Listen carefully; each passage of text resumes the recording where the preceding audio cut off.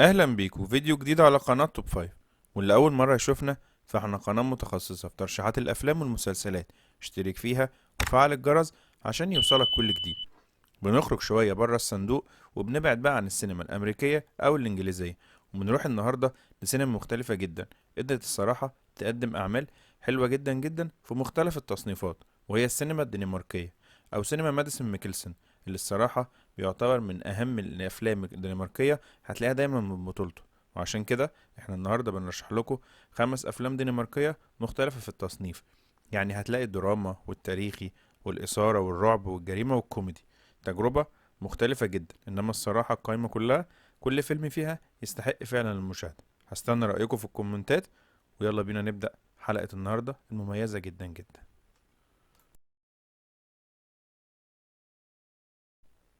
في المركز الخامس بنبدأ ترشيحات النهاردة بفيلم رعب وإثارة من إنتاج 2022، هو فيلم سبيك نو ايفل، اللي اتعمل منه نسخة أمريكية في 2024 وحققت نجاح كبير جدا.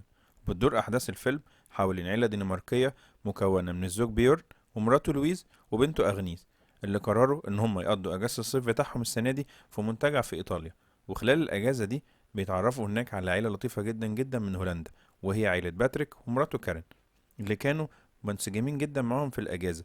الأجازة دي انتهت بسرعة جدا، وكل واحد ودع التاني على أمل إن هم يتقابلوا تاني في أجازات تانية، وكل واحد رجع حياته. لحد ما اتفاجئت العيلة الدنماركية ببرقية دعوة من العيلة الهولندية عشان يقضوا هناك أجازة كده معاهم في الريف الهولندي، عشان يقبل بيورن ولويز الدعوة فعلا ويروحوا هولندا بالعربية بتاعتهم، عشان هناك بقى تستقبلهم العيلة الدنماركية بترحاب شديد جدا جدا. بس الترحاب ده بيتقلب على الآخر بعد كده. يا ترى بقى ايه اللي حصل؟ كل ده هتعرفه في أحداث الفيلم الممتع ده. We have a situation here. Someone left without saying goodbye. So many things have felt so wrong. Because we do things differently. Why are you doing this? No one's forcing you to stay, but I really hope you do, because today is gonna be a great day.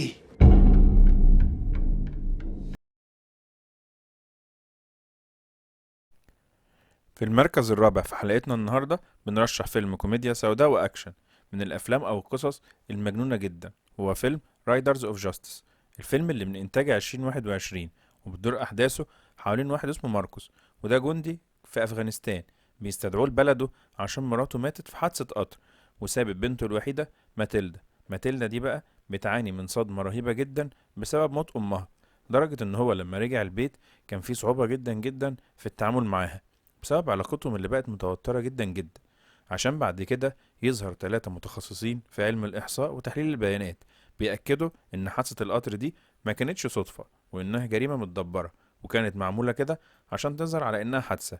ولما حاولوا يبلغوا الشرطة عن كده عن طريق بقى علم الاحتمالات والبيانات، محدش صدقهم، لأنه في الآخر ما عندهمش أي دليل على كده. وده اللي خلاهم يقرروا إن هم يروحوا لماركوس اللي يعرفوه كل الكلام ده ويقولوا له عليه، عشان بعد كده يقرروا ان هم يحققوا في القضية دي وفي الموضوع الغريب ده. يا ترى بقى كلامهم ده حقيقي ولا تخاريف؟ ومين ورا الحادثة دي؟ كل ده هتعرفه في احداث الفيلم الرهيب ده. Jeg buffer i fjeder. Ja, jeg kan bare godt lide os. Sådan, færdig. Anden klassen. Det er ikke let at slå alle mennesker ihjel. Specielt ikke første gang.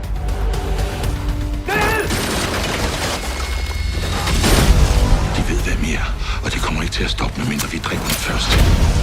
Hvad der sker, far?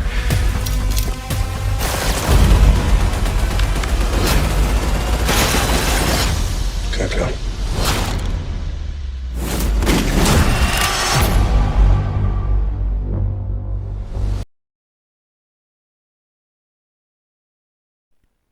في المركز الثالث اخترنا فيلم تشويق وجرامة حلو جدا من انتاج 2018، هو فيلم ذا جيلتي. الفيلم اللي اتعمل منه نسخة أمريكية في 2021 كانت بطولة جاك جيلنجهال، لكن للأسف كل الآراء قالت إن النسخة الدنماركية كانت أفضل بمراحل كبيرة جدا جدا من النسخة الأمريكية.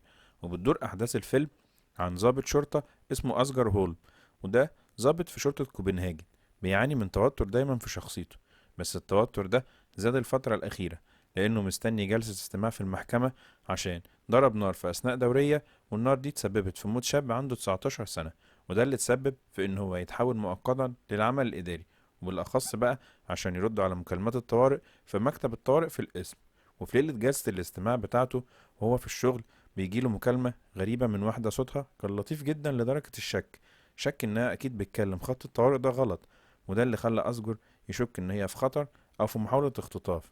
يا ترى بقى إيه حكاية المكالمة الغريبة دي، وأسجر هيعمل إيه؟ كل ده هتعرفه في أحداث الفيلم الرهيب ده. Jeg er fra politiet. Vi er vogtere. Der er en, der har brug for os. Det er ikke din opgave, det her. Kør efter. Han blikker af. Han er ved at køre motorvejen. Han må se dig. Jeg tager en 6-årig pige, der sidder alene hjemme. Jeg har lovet hende, at hendes mor kommer hjem. Så stopper du.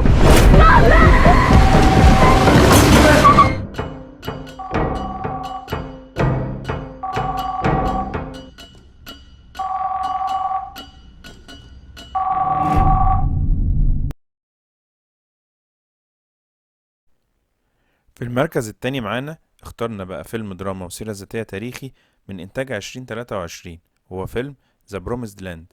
الفيلم اللي كان من أفضل أفلام سنة 2023 لأنه كان من بطولة الرهيب ماتس ميكلسن. بتدور أحداث الفيلم سنة 1755 لما الكابتن لودفيج كاهلن الضابط الدنماركي الفقير بيطلع على المعاش بعد لما قعد 25 سنة بيخدم في الجيش الألماني. بيلاقي بقى بعد كده إن معاشه ضعيف جدا جدا، حتى مش هيقدر يخليه يعيش، وده اللي خلاه ياخد إذن من المحكمة الملكية عشان يبني ويزرع في أرض يوتلاند الأرض البور. لودفيج كان بيحلم هناك بقى إنه يقدر يحقق بمجهوده وبشطارته، يقدر يحقق ذاته بعد العمر الكبير قوي اللي قضاه في الولا حاجة. وفعلا بياخد كهلن الأرض ولسه هيبدأ يشتغل، بيلاقي نفسه بقى دخل في صراع صعب جدا جدا مع القاضي فريدريك.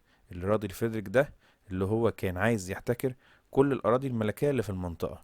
يا ترى بقى مين اللي هيكسب المعركة الشرسة دي؟ كل ده تعرفه في أحداث الفيلم الروعة ده.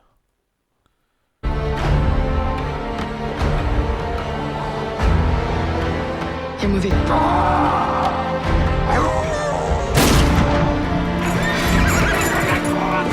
Vi vill fan inte dö, för det är ett helt projekt.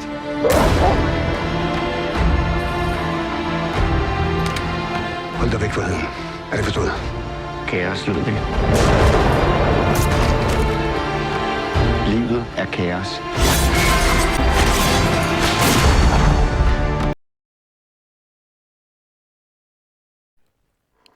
في المركز الأول في حلقتنا النهاردة بنرشح واحد مش من أفضل الأفلام الدنماركية، لأ ده واحد كمان من أفضل الأفلام اللي اتعملت في تاريخ السينما، هو فيلم ذا هانت.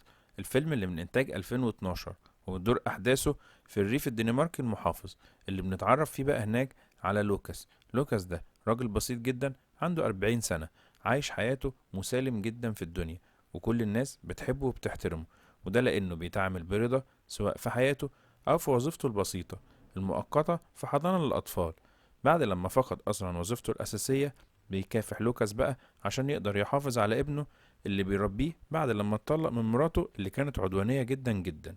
وأول لما حس إن الأمور بدأت تتحسن معاه شوية، ده بعد إيه؟ بعد لما ظهرت في حياته زميلته نادية اللي أعجبوا ببعض من أول نظرة. الحياة بقى بدأت تمشي معاه هادية وعادية لحد ما في يوم من الأيام بيصحى لوكاس من النوم على كارثة ومصيبة كبيرة جدا جدا لما بتتهمه كلارا دي بنت صاحبه ماسيو، وهي عنده في الحضانة وعندها 7 سنين. بتتهمه بإيه بقى؟ بتتهمه بالتحرش الجنسي. يا ترى بقى إيه اللي حصل وإيه الحكاية؟ كل ده هتعرفه في أحداث الفيلم الرهيب ده اللي يستحق بكل جدارة إن هو يكون المركز الأول معنا في حلقة النهاردة.